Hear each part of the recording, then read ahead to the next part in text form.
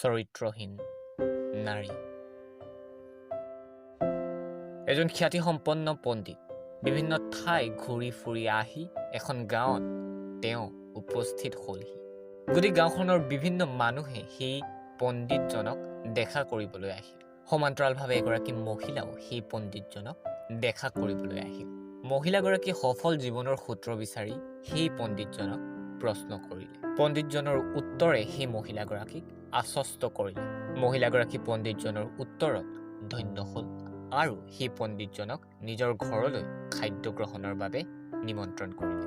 এই নিমন্ত্ৰণ ৰক্ষা কৰি পণ্ডিতজনো মহিলাগৰাকীৰ ঘৰত খাদ্য গ্ৰহণৰ বাবে মান্তি হ'ল। তেতিয়া ওচৰ চুবুৰীয়া আহি সেই পণ্ডিতজনক ক'লে, গুৰুদেৱ, আপুনি ইয়াক কি কৰিলে? আপুনি সেই নিমন্ত্ৰণৰ বাবে মান্তি হ'ব নালাগিছিল, কাৰণ সেই মহিলাগৰাকী এগৰাকী চৰিত্ৰহীনা মহিলা। গাঁওখনৰ বহুতো পুৰুষৰ লগত সেই মহিলাগৰাকীৰ সম্পৰ্ক। গতিকে পণ্ডিতজনে সেই মহিলাগৰাকীক এৰাই চলা উচিত আছিল। এই কথাবোৰ শুনি সেই চুবুৰীয়াৰে এজন ব্যক্তিৰ হাত এখনত সেই পণ্ডিতজনে ধৰি ক'লে যে এতিয়া তুমি চাপৰি বজাব পাৰিবানে? এয়া দেখি সকলোৱে ক'লে, যদি এখন হাতক ধৰি থোৱা যায় তেতিয়াহ'লে অকল এখন হাতেৰে কেনেদৰে চাপৰি বজোৱাটো সম্ভৱ? তেতিয়া পণ্ডিতজনে ক'লে যে যদিহে এয়াই হয় তেন্তে সেই পুৰুষ কেইজনৰ সঁহাৰি অবিহনে তেওঁলোকৰ লগত সম্পৰ্ক ৰখাটো জানো সম্ভৱ? এয়া শুনাৰ লগে লগে সেই চুবুৰীয়া কেইজনৰ লাজত মুখ দু খাই গ'ল। প্ৰিয় বন্ধু, বহু সময়ত হয়তো এয়া আমাৰ জীৱনতো অতিকে সাধাৰণ।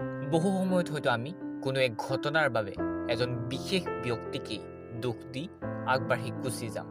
কিন্তু আমি এয়া মনত ৰখা উচিত, কিছুমান কাম বা কিছুমান ঘটনা অকলেই কৰাটো কেতিয়াও সম্ভৱ নহয়। ইয়াত দুয়ো পক্ষৰে সমান সন্মতিৰ প্ৰয়োজন।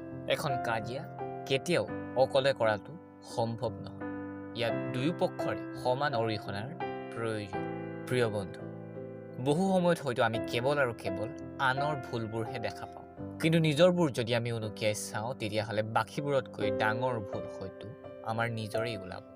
আৰু যদি আমি কেৱল আৰু কেৱল আনৰ ভুলবোৰতে লাগি নাথাকি নিজৰ ভুলবোৰক সদায় শুধৰাবলৈ চেষ্টা কৰোঁ, তেতিয়াহ'লে হয়তো আমাৰ সমাজৰ পৰা বিশৃংখলতা একেবাৰেই নোহোৱা হৈ যাব। কাৰণ তেতিয়া কোনো নাথাকিব আনৰ ভুল উনুকিয়াবলৈ। সকলোৱে নিজৰ আৰু একমাত্ৰ নিজৰ ভুলবোৰ শুধৰোৱাৰ বাবে চেষ্টা কৰিব।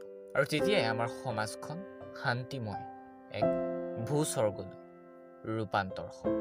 এই কাহিনীটো কোৱাৰ অৰ্থ এয়াই যে যদি আমি কেৱল আৰু কেৱল আনৰ ভুলবোৰত লাগি নাথাকি নিজক প্ৰত্যেকেই শুধৰাবলৈ চেষ্টা কৰোঁ, তেতিয়াহ'লে হয়তো এই সমাজত ভুল একোৱেই নাথাকিব।